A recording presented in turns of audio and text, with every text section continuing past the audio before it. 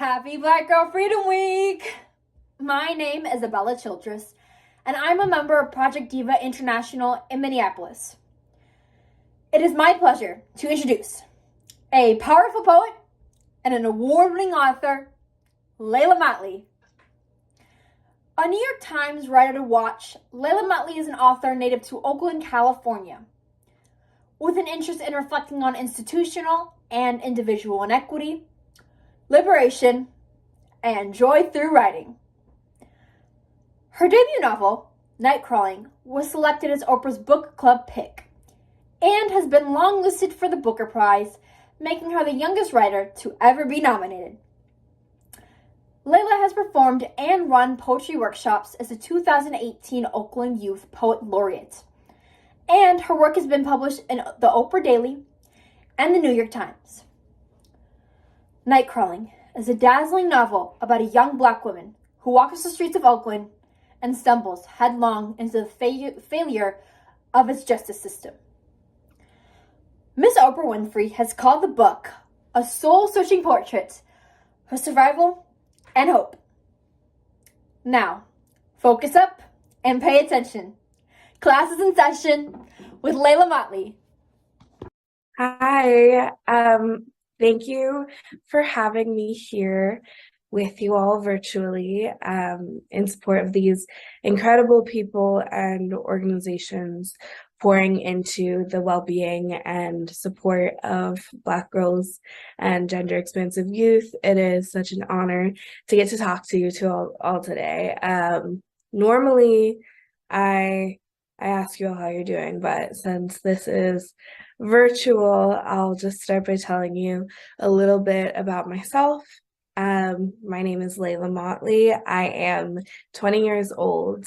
I am an author. I was born and raised in Oakland, California, and my novel Nightcrawling was published in June.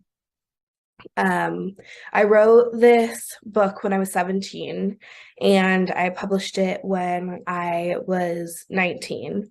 And I often hear from people that that I must be a prodigy or a rare talent, and I'm here to tell you today why I am not the exception, and how when we value the creations and dreams of Black girls, we change the way that the world sees us. Instead of seeing us as supporters and as caretakers and side characters, we can change it into a world that understands the bravery and resilience required to survive and thrive as a Black girl in this country.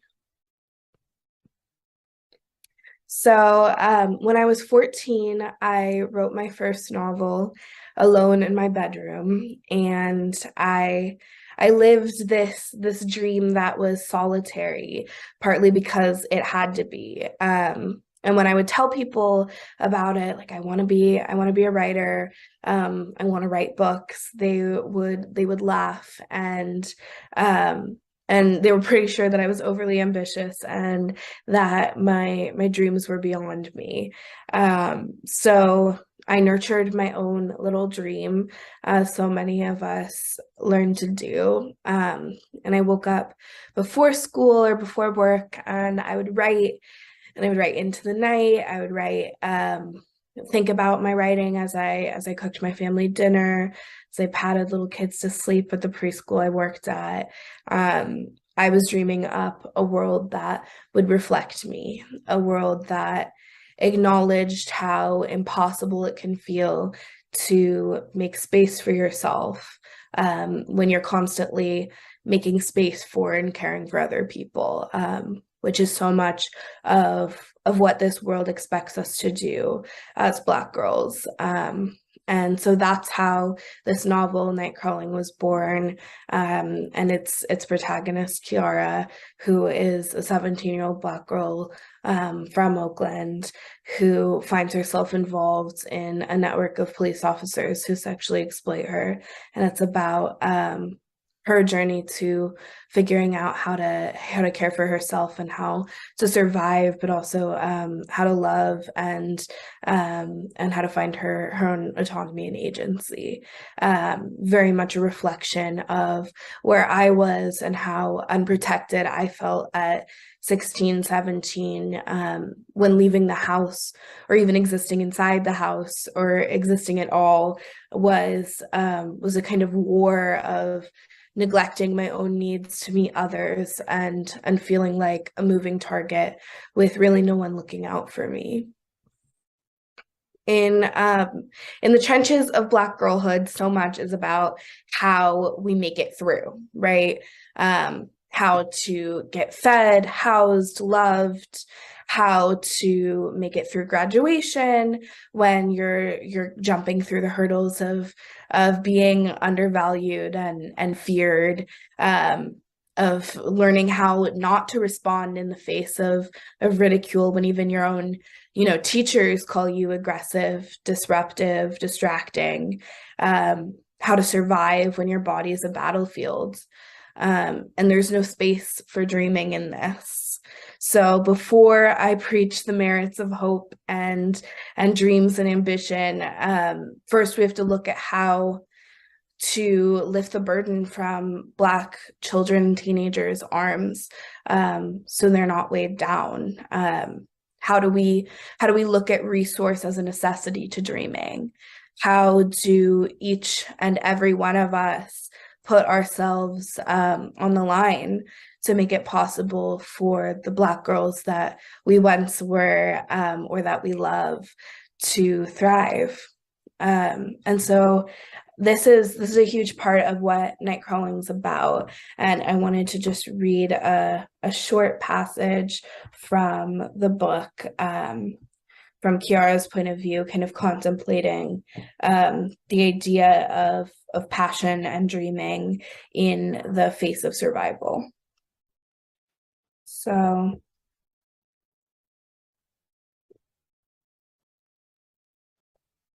it'll be real short.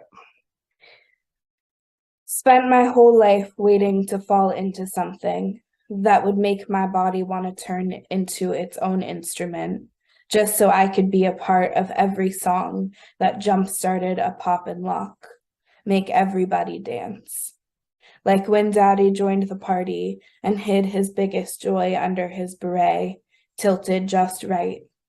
Like when Mama stumbled into Daddy's smile and knew all she had to do was lock it into her fist. Like Marcus and his microphone.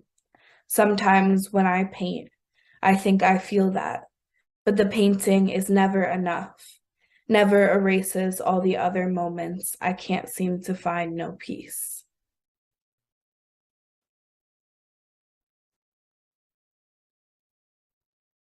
When I faltered, when I couldn't find peace, when I was unsure, when I was too desperate to be driven, too afraid to imagine, the works of Black women who came before me helped me keep my dreams alive, not only as a reflection of myself, but really as a validation that this is our legacy to break.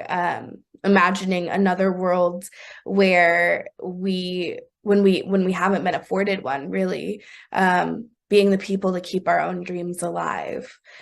So these are some of my favorite books, the books I buried into when I was 14, 15, and feeling lonely in my dream. And through Toni Morrison and Octavia Butler, I learned to wake up with the sun, and I learned to write. I learned consistency, and I learned that respect will not always be offered to me, but that doesn't stop me from demanding it. I also learned, most importantly, that in Black girlhood, in our relationships with each other, in our solidarity, we can find solace and we can find faith, and that is how we we free ourselves. That's how we find the peace to be able to experience passion and creation. So this is one of my favorite quotes by Toni Morrison, and it reads, "You are not the work you do, you are the person you are." And I'll backtrack a little to talk about why this is so important to me. Black girls are historically not given a chance to fully inhabit childhood. Black children in general, too. And specifically within Black girlhood, we are so often hypersexualized, parentified, feared by the time we enter middle school, before we've even hit puberty, and we're expected to shoulder so much grief and terror and heartache, not only our own, but the boys around us, the adults around us, our parents, our siblings, our entire community. And while this is a role that is in many ways beautiful and necessary, it should not have to be all ours. And it really does deprive us of our ability to be joyful, to be free, to be creative, and most importantly, to be young. And we owe Black children the gift of childhood. So this quote sticks with me partially because there are very clear and rigid ideas of success presented to us in childhood, right? So, graduate, go to college, get a job, have a traditional nuclear family, work, and then work more and work more and work more, and then eventually retire and die and pass it on to the next generation to do the same, right? And I guess my question is, where's the freedom in this? Where do we get to see ourselves as human? As a young girl, I kept a lot of journals, and when I was going through them recently, I found all of these like declarations of what I was going to be when I grew up. And there were all kinds of things. I was going to be a ballerina, I was going to be a singer, a president, then a ballet teacher. I'm not sure how I got there. And while I am, now entirely unqualified for these jobs and would probably not enjoy any of them anyway, nor was I blessed with a good singing voice, but I am in kind of awe of the expansiveness of my hope. And then as I was going through my journals over the years, I watched as all of these dreams tapered off until there were none, except my little pipe dream, the idea that I would be a writer.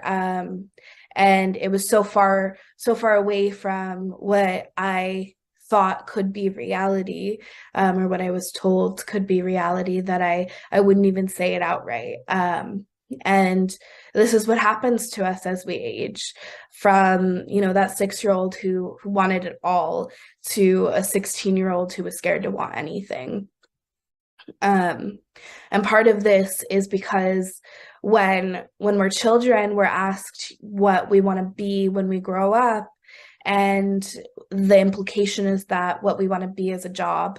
And even though they don't tell you, there are right and wrong answers. And I am here to tell you that it is enough to want to be happy, to want to be wise, to want to be kind, to want to be bold, to want to just be. And you get to define your own success. You get to decide what you want to be and how you want to get there. And it is the job of the adults around you to make this possible, to relieve you of the burdens of this world, and encourage you to do whatever your dreams may be. And as the adults in the lives of Black girls, it is our responsibility to create the conditions for their imaginations to flourish. I supported my dreams silently. I supported them in solitude through books, through my own sheer will. And I think every day about how much easier it would have been if I had had one or two or three more people who had said that your vision for yourself is possible, that you don't have to give up your hopes for the people who rely on you, that you're allowed to dream. So today I'm telling you that your vision for yourself is possible, and you do not have to give up your hopes for the people who rely on you, and you are allowed to dream. So I'm so honored to have gotten to speak with you all today, and you can find me and my work at Leila Mottley on Instagram and Twitter, and on my website too. Keep dreaming.